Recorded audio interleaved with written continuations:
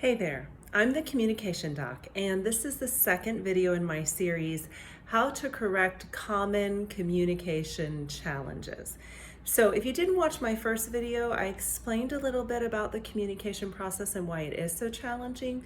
So take a look at that first video first. And then in this video, I want to start talking about the first common communication challenge, which is misunderstanding. Now you might say, but wait a minute, Doc. In order to understand something, something has to be communicated first, right? And the answer to that is yes. But I want to talk about misunderstanding first because our misunderstanding of ourselves and of other people plays into how we choose to communicate with other people and therefore affects the effectiveness of our communication. And there are two basic ways in which our perception affects our communication. Now, perception just simply is how we take in the senses around us, we organize them and then interpret them in order to have meaning from them. And I like to use the example of a pair of glasses. Now, I've mentioned before in other videos that I'm visually impaired, so I have glasses that I wear to magnify what I'm reading. I also have to wear sunglasses a lot because part of the issue with the disease I have is it affects my ability to dampen light that I'm taking in, and therefore I'm very sensitive to bright lights and bright sunlight.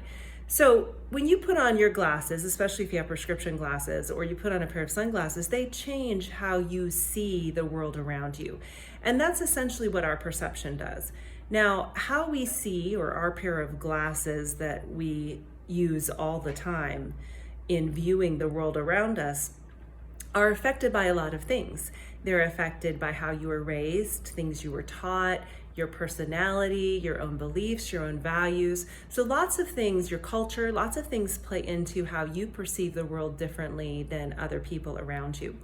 And it's important when it comes to communication to understand your perception of yourself and your perception of others and how those two impact how you communicate. So in this video, I'm going to talk briefly about your perception of yourself. Now, one of the major ways in which our perception of self impacts communication is through our self-concept.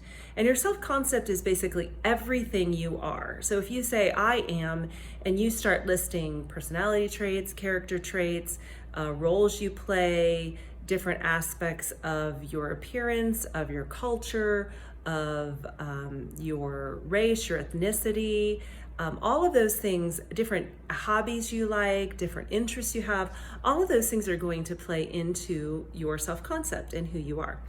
And the goal when it comes to your self-concept is for it to be realistic. That is, how you view yourself would be the same way that other people around you would also view you.